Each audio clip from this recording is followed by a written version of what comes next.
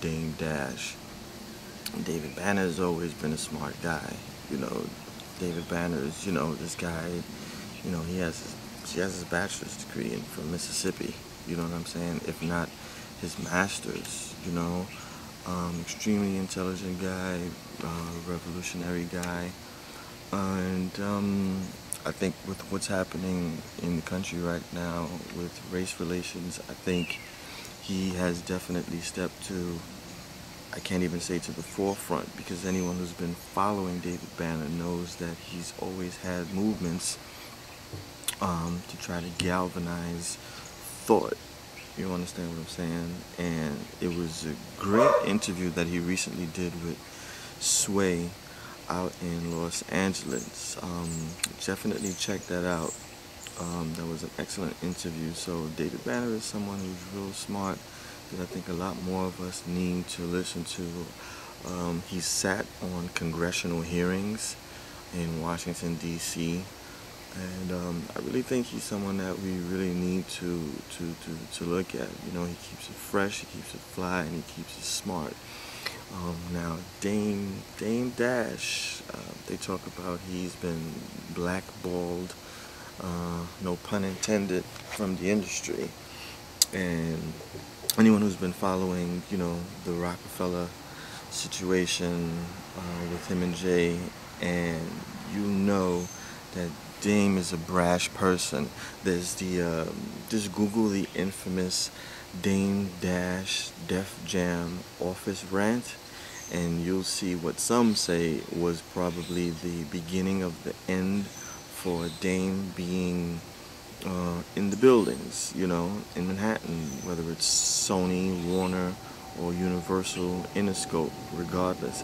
That, some would say that was the beginning of the end, because in that video, he curses out everybody in the room, and the irony of it all is everyone in that room ended up being someone important in the music business, from Todd Moskowitz, who he's still going at, him and Leor Cohen, who he would like them to engage him in what he calls CEO beef, because he doesn't like to see artist beef, because he feels that that's corporate taking advantage of artists, anger and violence, and making money off of misfortune.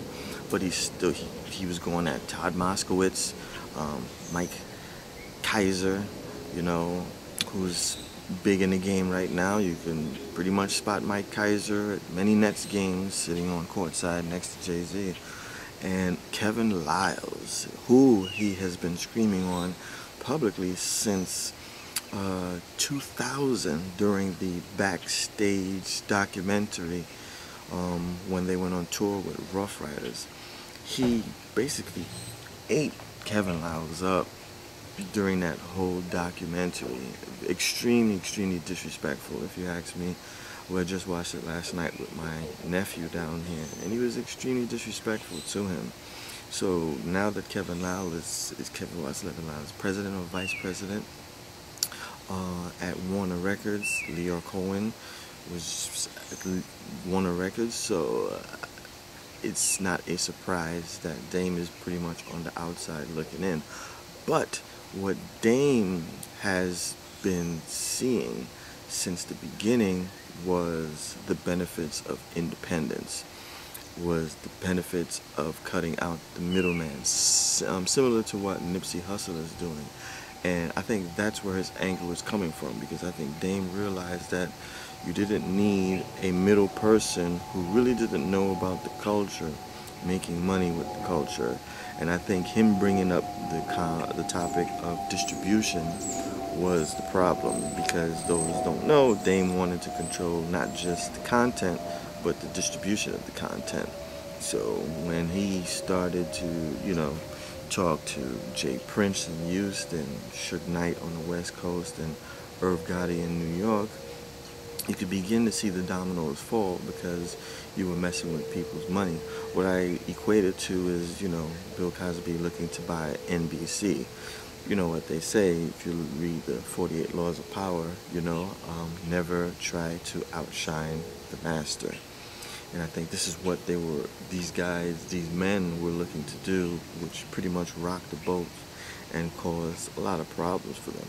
But right now, the Damon Dash YouTube website and the Hip Hop Motivation website by Kenyatta Walters, I think he calls himself the Barbara Walters. Dame is giving any inspiring artist or entrepreneur tons of advice, useful advice on game, and I would totally suggest that you go on YouTube and then you listen to those videos. You know, at times you can see that he may regret his actions, but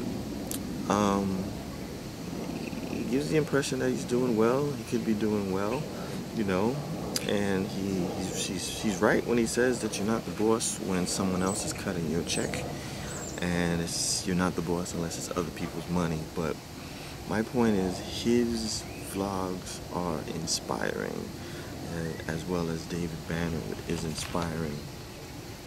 J. Cole, I think J. Cole is just an inspiring artist because of, you know, this is someone who, you know, he has his bachelor's degree from St. John's University.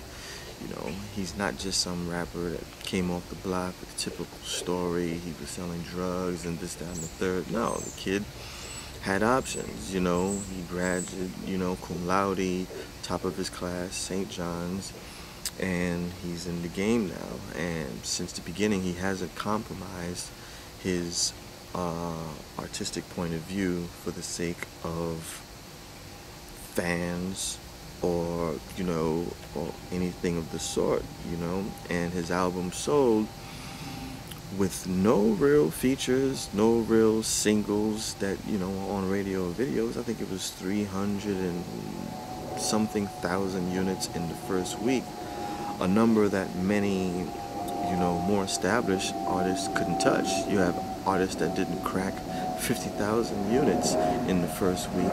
You have artists that haven't cracked 100 to 200,000 units, and their albums have probably been out for a few months. So I think what J.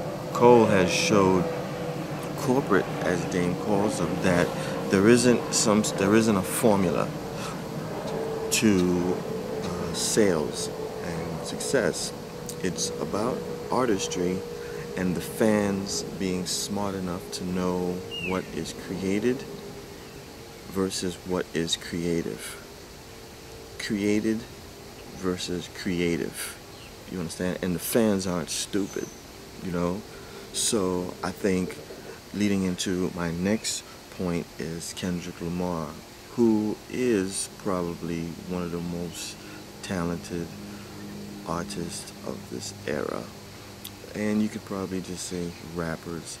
He's nice, you know, he's nice.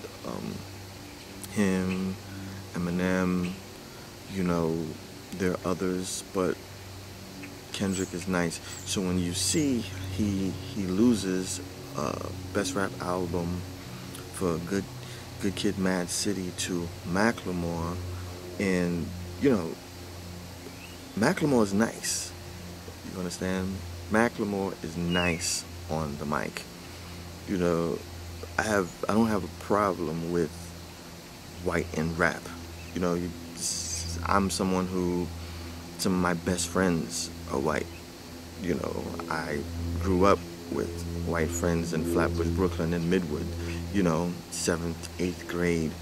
You know, after school, my house, Irish friends, Italian friends, Jewish friends. At their homes, they're at my homes. I've had girlfriends that were white, Italian, Jewish, Russian. So it's not a race thing. But when you talk about content, you talk about the music, Macklemore did not have the best rap album for 2014. It didn't justify that Grammy win. So when you see the guy actually state on Twitter, quote unquote, that Kendrick Lamar was robbed, it's shameful. However, historically, you know, Ice Cube said it best, that Grammy move by giving Macklemore the Grammy over Kendrick was typical.